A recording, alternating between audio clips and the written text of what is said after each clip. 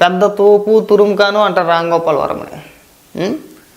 Media వాళ్ళు అడిగే ప్రశ్నలకు సమాధానం చెప్పలేక వాళ్ళ పైన ఎదురుదాడి.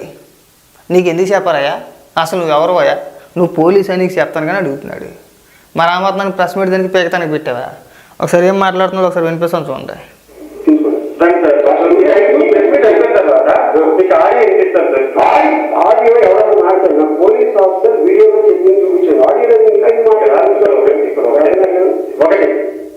ఒక్క నిమిషం సౌండ్ ఎక్కువ. ఇవన్నీ అనవసరం సార్, నేను ఒకటే చెప్తున్నాను. సింపుల్ గా ఇది నాన్ సెన్స్ అడగదు సార్. ఎందుకంటే క్వశ్చన్ అడగాలి, మీరు ఆన్సర్ చెప్పాలి. నాన్ సెన్స్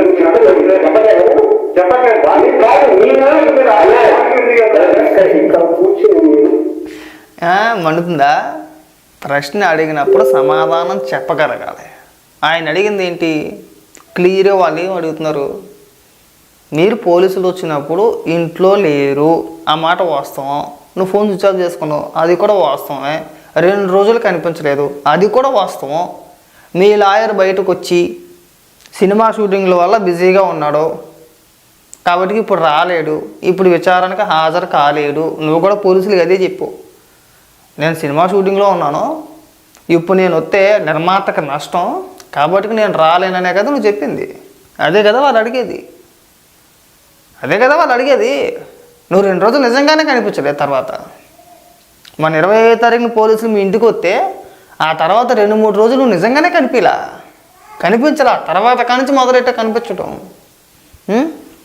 ఇప్పుడు చూడండి, సినిమా షూటింగ్ అన్నారు కదా, అసలు ఆ సినిమా ఏంటి, ఏ సినిమా షూటింగ్లో మీరు బిజీగా ఉన్నారని చెప్పేసి పోలీసు అధికారులు చెప్పారని అడిగితే నీకు ఎందుకు చెప్పాలయ్యా, నువ్వు ఎవరో అడుగుతానికి, నువ్వు పోలీసు అని మాట్లాడతాడు. ఒకసారి చూడండి.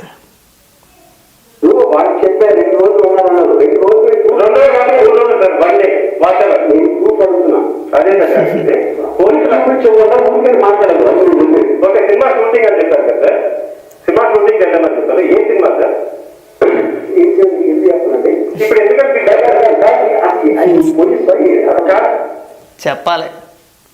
మనం ప్రెస్ మీట్ అని చెప్పేసి అని మీడియాని పిలిపించుకున్నప్పుడు నువ్వు చెప్పే సొల్లు వినేసి వెళ్ళిపోరు, అడిగిన దానికి సమాధానం చెప్పాలి.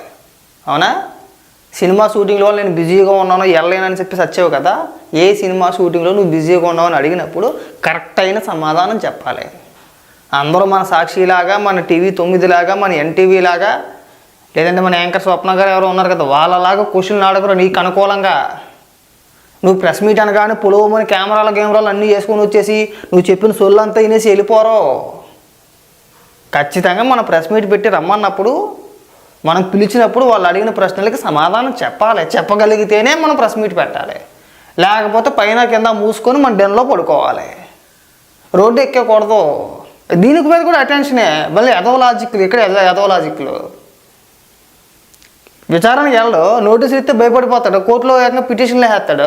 అయ్యి బాబాయ్ నా పైన 3rd డిగ్రీ ప్రయోగించేస్తానికి సిద్ధంగా ఉన్నారు, వెళ్తే తోలంతా ఒలిసేస్తారు, బొబ్బరికాయ సెక్కినట్టు సెక్కేస్తారు, నన్ను దయచేసి నన్ను కాపాడని మహాప్రభు, నాకు బెయిల్ ఇవ్వండి మహాప్రభు అని చెప్పేసి కోర్టుకి వెళ్ళిపోతాడు. ఇక్కడికి వచ్చి ఏదో ఉపన్యాసాలు. మరి ప్రెస్ మీట్ అంటే ఏంటి అర్థమయ్యా? దేనికి నువ్వు ప్రెస్ మీట్ పెట్టేది? అంటే నువ్వు చెప్పే సొల్లు వినడానికి వాళ్ళు వస్తారా? వాళ్ళకి వేరే పనేవి లేదా? అక్కడ ఉండే జర్నలిస్టులు నువ్వు చెప్పే సొల్లు వినడానికి వస్తారా? ప్రెస్ మీట్ పెట్టేది నీకు నచ్చింది చెప్పడానికి కాదు, వాళ్ళు అడిగిన ప్రశ్నలకు కూడా కోపాలు తెచ్చుకోకుండా, బీపీలు పెంచుకోకుండా, వాళ్ళ ప్రశ్న ఏదైతే అడిగారో దానికి సమాధానం చెప్పగలగాలి. చెప్పే ఫలం అయితేనే ప్రెస్ మీట్ పెట్టాలి, లేదంటే మూసుకొని ఉండాలి. మనకు అంత పరిజ్ఞానం ఏడ్స్ వచ్చింది. మన అన్నీ కూడా వంకర సమాధానాలే కదా. మనోడు ప్రెస్ మీట్ అంటే ఏమనుకున్నాడంటే, సినిమా ఆడియో ఫంక్షన్లకి గట్టను ప్రమోషన్లో భాగంగా కొంతమందితో మాట్లాడుతూ ఉంటారు కదా జర్నలిస్టులు, కింద కూర్చోబెట్టుకొని. వాళ్ళు కూడా విచిత్రంగా అడుగుతూ ఉంటారు, మీరు ఆవుని అక్కడ పట్టుకున్నారా ఇక్కడ పట్టుకున్నారా, వాళ్ళతో రొమాన్స్ చేస్తాడు మీకు ఎలా అనిపించింది, అన్నీ ఇలాంటి ప్రశ్నలే ఉంటాయేమోలే అనుకున్నాడు ఈ పనుడు. రాజకీయాలకు సంబంధించి మనం ఏదైనా మాట్లాడేటప్పుడు తేడాగా ఉంటాయి, వేరేగా ఉంటాయి. మనం అక్కడ మాట్లాడేసేది వేరు. సినిమా ప్రమోషన్లో భాగంగా నాకు నచ్చినట్టు ఉంటాను, నాకు నచ్చితే చెప్తాను, నీకు ఎందుకు చెప్పాలంటే అక్కడ చెల్లుద్ది అది, అక్కడ వాళ్ళ దగ్గర చెల్లుద్ది అది. ఎక్కడ సెలవు ఖచ్చితంగా అడుగుతారు. పనిలోకి పిలిచే వాళ్ళందరినీ కూడా అంటే నువ్వు ఏది చెప్తే అది రాసేసుకుని వెళ్ళిపోతారా? అయ్య బాబు రాంగోపాలవరం పిలిచేట ప్రెస్ మీట్కి ఖచ్చితంగా వెళ్ళాల్సిందే. వెళ్ళిన తర్వాత ఏ సొల్లు చెప్తే ఆ సొల్లు వినేసి రాసుకొని వచ్చేయాలి మనం అంటారా? వాళ్ళ మీద ఫ్రస్ట్రేట్ అయిపోతున్నాడు, వాళ్ళ మీదకి ఆకలేస్తున్నావు, నీకు ఎందుకు చెప్పాలి, నీకు మరి నువ్వు ఎందుకు అవి పిలిచింది వాళ్ళే, నువ్వెందుకు పిలిచేవాళ్ళని అంటున్నా. పైగా ఏదో ఎలివేషన్లో నాకు భయం అంటే ఏంటో తెలియదు, ఏం పీక్కుంటారో పీక్కోండి. ఇక్కడ మీడియా వాళ్ళు అడిగే ప్రశ్నలకు మాత్రం సమాధానం చెప్పాడు, గజ గజ గజ గజలు ఆడిపోతాడు. ఏమన్నా అంటే బీపులు తెచ్చేసుకుని నీకు ఎందుకు చెప్పాలా అడుగుతారు, అలాగే అడుగుతారు. సమాధానం చెప్పగలగాలి, సమాధానం చెప్పగలిగితేనే ప్రెస్ మీట్లు పెట్టాలి. పైగా ఏమంటాడంటే ఎప్పుడో పెట్టాను నేను అట్లని, నేను ఇప్పుడు పెట్టలేదు, నాకు గుర్తుకు లేదు అంటాడు. ఆ గుర్తుకు లేదు, తెలియదు, మర్చిపోయాను, ఎన్నో పెడతా ఉంటాను, అవన్నీ ఎక్కడెందుకండి వాగడం. కేసు నమోదైంది కదా, విచారణకు రమ్మన్నారు కదా, 2 సార్లు నోటీసులు ఇచ్చారు కదా. నోటీసులు ఇచ్చినప్పుడు ఇక్కడ ప్రెస్ మీట్ పెట్టి మనం ఏదైతే వాగుతున్నామో, ఏదైతే చెప్తున్నామో, నేను అమాయకుని శుద్ధపోసం నాకు ఏమీ తెలియదని చెప్పేసని అవే మాటలు అక్కడికి వెళ్ళి చెప్పొచ్చు కదా. నువ్వేం చిన్నోడు ఏం కాదు, సామాన్యుడు ఏమీ కాదు, పలుకుబడి ఉన్న వ్యక్తివే, దానికి కూడా పోయేసుకోవడమే. పైగా ఇక్కడికి వచ్చి ఉపన్యాసాలు. పోలీసులు చెప్పారా అరెస్ట్ చేయడానికి వచ్చారు అని చెప్పేసి అని అడుగుతున్నారు మళ్ళీ వాళ్ళని తిరిగి. లేదు, నీకు పట్టుబాట్లు పెట్టి బొట్టెట్టి పలానా తారీఖున పెళ్ళి ఉంది అక్కడ రా, పీకల దాకా మెక్కేసి పోదు అని చెప్పేసి పిలవడానికి వచ్చారా? ఎందుకు వస్తారా పోలీసులు నీ ఇంటికి? ఆ రోజున నీ ఇంటి దగ్గర ఎందుకు వచ్చారు? అందుకే కదా ఆ రోజున మనం డెన్లో ఉండి లేవని చెప్పించాం కదా. నేను సినిమా షూటింగ్లో బిజీగా ఉన్నాను, నేను రాలేను అని చెప్పేసి పోలీసు అధికారి నువ్వే కదా పంపించింది మెసేజ్. ఇన్ని చెప్పిన సొల్లుగాడు ఏ సినిమా షూటింగ్లో ఉన్నవరా చెప్పరా అంటే చెప్పడట.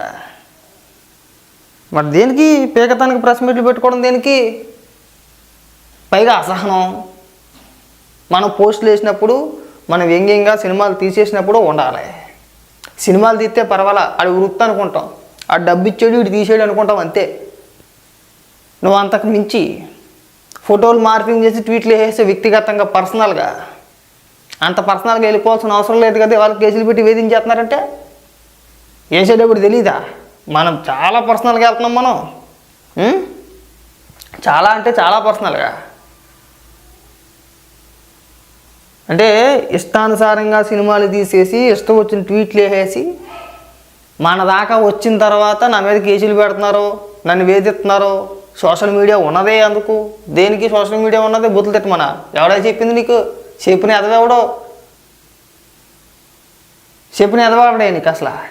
నిన్న అనుకోండి సాక్షిలో కూర్చొని ఆ లాయర్ ఎవరైతే ఉన్నారో, ఈ రాంగోపాల్ వర్మకు సంబంధించి లాయర్ ఎవరైతే ఉన్నారో ఆయన ఎదురుగా కూర్చోపెట్టుకొని అసలు సోషల్ మీడియా ఉన్నదే అందుకు అంటే, అరే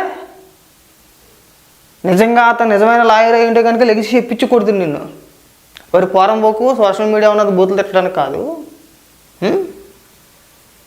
సోషల్ మీడియా ఉన్నది బూతులు తిట్టడానికి మార్పు మీడియంగా చెప్తున్నాడు ఇక్కడ. పైగా వచ్చి ఓపెన్ చేస్తాలో ఇంకేంటంటాడు,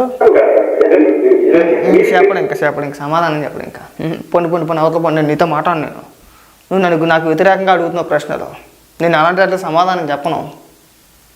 ప్రెస్ మీట్ అంటే మన సాక్షితోనో ఎన్టీవీతోనో టీవీ 9తోనో మాట్లాడినట్టు ఉండదు, అట్టాగే ఉంటుంది మరి. కాబట్టి ఏంటంటే ఈ పిరుకోడికి, ఈ సన్నాసి గడికి ఇంక ఎలివేషన్ ఇవ్వమాకండి. వీడి పెద్ద తోపు తురుముకాను, పెద్ద బీగిలిగాడి, భయం అంటే ఏంటో తెలియదు. చూసారా, ఒక రిపోర్టర్కి సమాధానం చెప్పలేకపోతున్నాడు, 2 నిమిషాల ఫ్రస్ట్రేషన్తో పోయేలా ఉన్నాడు. బయటికి ఎలివేషన్ ఇక్కడ సిగ్గు కూడాను, పనికి మళ్ళీ అదవలారా.